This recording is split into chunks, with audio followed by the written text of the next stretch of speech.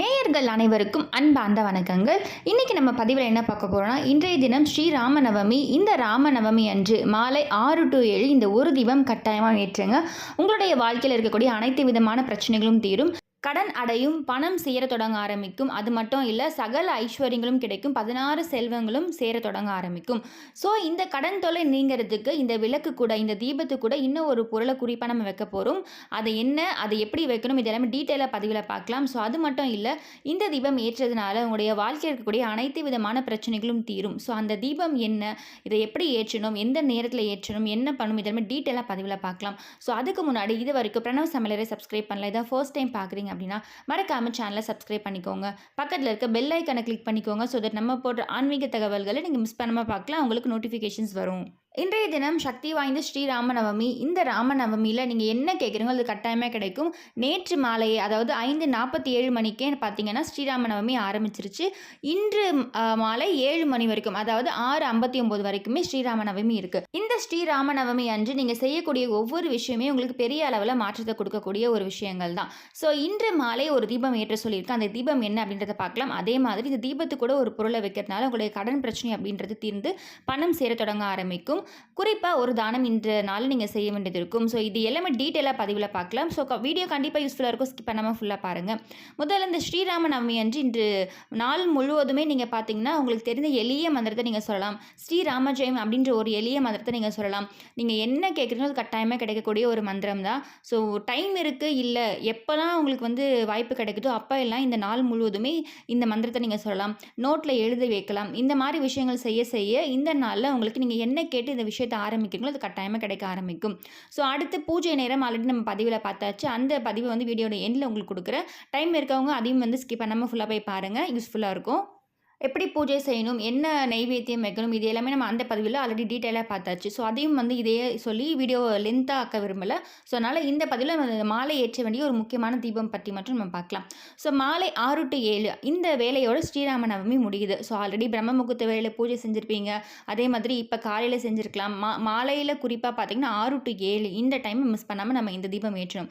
So இந்த தீபத்துக்கு நமக்கு முக்கியமான ஒரு பொருள் தேவை, அதையும் நம்ம பதிவில் பார்க்கலாம். முதல்ல நெய் தீபம் நமக்கு ஏற்றப்படும். ஒரு மண்ணகல் விளக்கில் நெய் தீபம் ஏற்றுங்க. நெய் பசு நெய் கிடைச்சா பசு நெய் நீங்கள் யூஸ் பண்ணிக்கலாம். அப்படி கிடைக்காத பட்சத்தில் நம்ம கடையில் வாங்கக்கூடிய நெய்யை நீங்கள் பயன்படுத்திக்கோங்க. சின்னதாக ஒரு தட்டு, அப்படி இல்லைனா வாழை இலையில் வைத்துக்கோங்க. அந்த தட்டில் மண்ணகல் வைத்து நெய் தீபம் ஏற்றுக்கோங்க. இந்த தீபத்தை சுற்றி ஒரு முக்கியமான பொருள் வைக்கணும். அது என்னன்னு பார்த்தீங்கன்னா துளசி இலை. துளசி இலை நம்ம ஆல்ரெடி பூஜையிலுமே பார்த்தீங்கன்னா ஸ்ரீபெருமான் படத்துக்கும், அதே மாதிரி ஆஞ்சநேயர் படம், அப்படி இல்லைனா பெருமாள் படத்துக்கு இன்றைய தினம் கட்டாயம் நீங்கள் பூஜையில் வைக்கணும். அதற்கு கூட இந்த படம் இல்லை, நான் ஆனால் ஸ்ரீராமநவமி வழிபாடு செய்யணும் அப்படின்னு ஆசைப்படுறவங்க கூட இந்த ஒரு தீபம் நீங்கள் ஏற்றலாம். அதே மாதிரி படம் வைத்து வழிபாடு செய்கிறவங்களும் இந்த தீபம் ஏற்றலாம். தீபத்தை இந்த விளக்கை சுற்றி பார்த்தீங்கன்னா கொஞ்சம் கொஞ்சம் துளசி இலைகளை அப்படியே சுற்றி அலங்காரம் பண்ணி வச்சுக்கோங்க. இந்த துளசி இலைகளை சுற்றி வைத்ததுக்கப்புறமா நடுவில் இந்த நெய் தீபம் ஏற்ற போகிறோம். ஸோ இந்த துளசி இலையை வைத்து நீங்கள் தீபம் ஏற்றுறதுனால உங்களுடைய அனைத்து விதமான பிரச்சனைகளும் தீர்ந்து செல்வ செழிப்போடு நீங்கள் வாழ ஆரம்பிப்பீங்க. இந்த துளசி இலைகள் அவ்வளோ ஒரு சக்தி வாய்ந்த ஒரு பொருள். நம்ம நிறைய விஷயங்கள் பயன்படுத்துவோம். வீட்டில் பஞ்ச பாத்திரம், நம்ம பூஜையில் வைக்கக்கூடிய பஞ்ச பாத்திரத்துலேயும் 2 இலைகள் போட சொல்லியிருக்கேன். ஸோ இந்த மாதிரி நிறைய விஷயங்கள் நம்ம பயன்படுத்துவோம். அதை பற்றி சொல்லணுன்னா நிறைய நன்மைகள் இருக்குது. ஸோ முக்கியமாக இன்றைய தினம் நீங்கள் ஸ்ரீராமநவமி என்று துளசி இலைகளால் தீபம் ஏற்றும் பொழுது உங்களுக்கு என்ன வேண்டியிருக்கீங்களோ, உங்களுக்கு இப்போ கடன் இருக்குது, அந்த கடன் அடையணும், இல்லைனா எனக்கு வேலை கிடைக்கணும், பண பிரச்சனை தீரணும், இந்த மாதிரி உங்கள் வேண்டுதல் எதுவாக இருந்தாலும் சரி, குழந்தை வரம் வேணும், இந்த மாதிரி வேண்டிட்டு இந்த தீபம் ஏற்றுங்க. ஸோ 6 to 7 இந்த தீபம் அப்படியே எரியட்டும். தீபத்துக்கு முன்னாடி உட்காந்து ஸ்ரீராம ஜெயம் சொல்லுங்கள். இந்த ஒரு மணி நேரம் சொல்ல முடியுன்றவங்க 1 மணி நேரம் சொல்லலாம். முடியாதவங்க உங்களுக்கு எவ்வளோ நேரம் சொல்ல முடியுமோ அந்த எண்ணிக்கையில் நீங்கள் சொல்லி முடிக்கலாம்.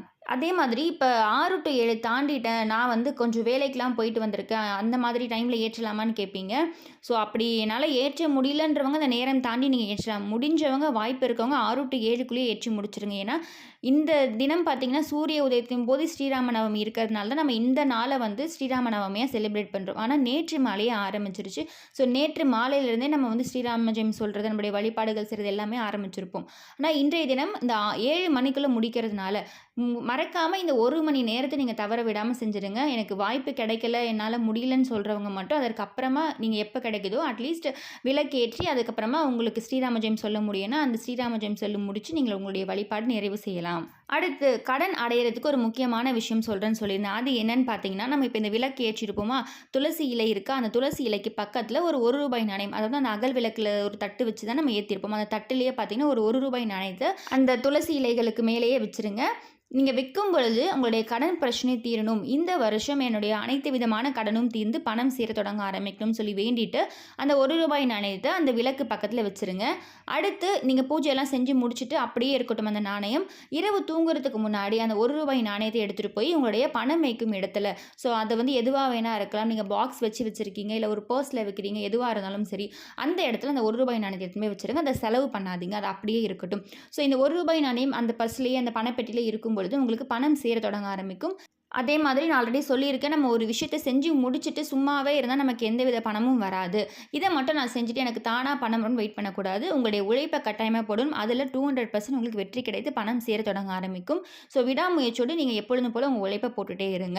அடுத்து இந்த விஷயமெல்லாம் விளக்கு, தீபம் இதெல்லாமே சொல்லி முடிச்சாச்சு. கடன் அடைக்கிறதுக்கு ஒரு டிப்ஸ்ன்னு சொல்லியாச்சு.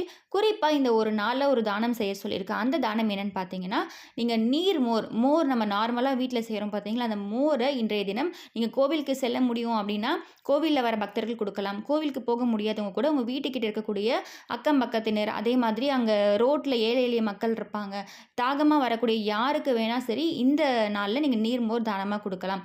இந்த நீர்மோர் நீங்கள் தானமாக கொடுக்கறதுனால உங்களுடைய அனைத்து வித பிரச்சனைகளும் தீர ஆரம்பிக்கும். ஸோ அவ்வளோ ஒரு சக்தி வாய்ந்த ஒரு பொருள் அந்த நீர்மோர். காட்டு பகுதியில் இந்த ஸ்ரீராமர் இருக்கும் பொழுது ரொம்ப எளிமையாக வாழ்ந்தார். அவருக்கு தாகம் இருக்கும் பொழுது இந்த நீர்மோர், பானகம் இது எல்லாமே தான் அவங்க யூஸ் பண்ணாதான் நம்ம ஐதீகத்தில் சொல்லுவாங்க. ஸோ அதனால் இன்றைய தினம் பிரசாதமாக நெய்வேத்தியமாகவும் அந்த 2 பொருளை வைக்க சொல்லியிருக்கேன். ஆல்ரெடி பதிவு பார்த்துருந்தீங்கன்னா உங்களுக்கு தெரிஞ்சிருக்கும். ஸோ ரொம்ப எளிமையான விஷயங்களை தான் நம்ம கடைப்பிடிக்க போகிறோம். ஆனால் அதற்கான பலன் ரொம்ப அதிகமாக உங்களுக்கு கிடைக்கும். இந்த நீர்மோர் அப்படின்றது நீங்கள் எப்போலாமே தானம் கொடுக்கலாம். இன்றைய தினம் குறிப்பாக கொடுக்கும் பொழுது உங்களுக்கு அனைத்து பிரச்சனைகளும் தீர ஆரம்பிக்கும்.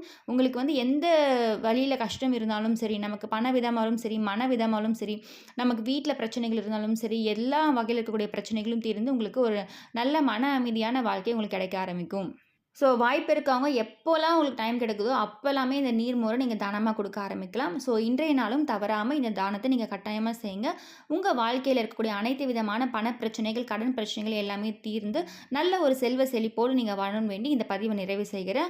அதே மாதிரி இந்த விளக்கில் இருக்கக்கூடிய துளசி இலைகள் என்ன பண்ணலாம் கேட்பீங்க. நாளை தினம் அதை கால்படாத இடத்துல எடுத்து போட்டுடுங்க, மண்பாங்கான இடத்துல போட்டுடலாம், தவறு கிடையாது. ஸோ இந்த தீபத்தை ஏற்றி உங்களுடைய அனைத்து விதமான பிரச்சனைகளும் தீர்ந்து கடன் அடைந்து பணம் சேர தொடங்கணும்னு வேண்டி ஸ்ரீராம நவமி என்று ஸ்ரீராம நவமி வாழ்த்துக்களை கூறி உங்களுடைய வேண்டுதல்கள் அனைத்தும் நிறைவேறணும்னு சொல்லி இந்த பதிவை நிறைவு செய்கிறேன். மீண்டும் இன்னொரு நல்ல பதிவில் உங்களை சந்திக்கிறேன். இந்த பதிவு பிடிச்சிருக்கு, இந்த பதிவில் ஏதாச்சும் சந்தேகம் இருக்குன்னா கண்டிப்பாக கமெண்ட் பாக்ஸில் கமெண்ட் பண்ணுங்கள். இந்த பதிவு பிடிச்சிருக்குன்னா மறக்காமல் பிரணவ் சமையலறை சப்ஸ்கிரைப் பண்ணிக்கோங்க. பக்கத்தில் இருக்க பெல் ஐக்கனை கிளிக் பண்ணிக்கோங்க. ஸோ நம்ம போடுற ஆன்மீக தகவல்களை நீங்கள் மிஸ் பண்ணாமல் பார்க்கலாம், உங்களுக்கு நோட்டிஃபிகேஷன்ஸ் வரும். மீண்டும் இன்னொரு நல்ல பதிவில் உங்களை சந்திக்கிறேன். நன்றி.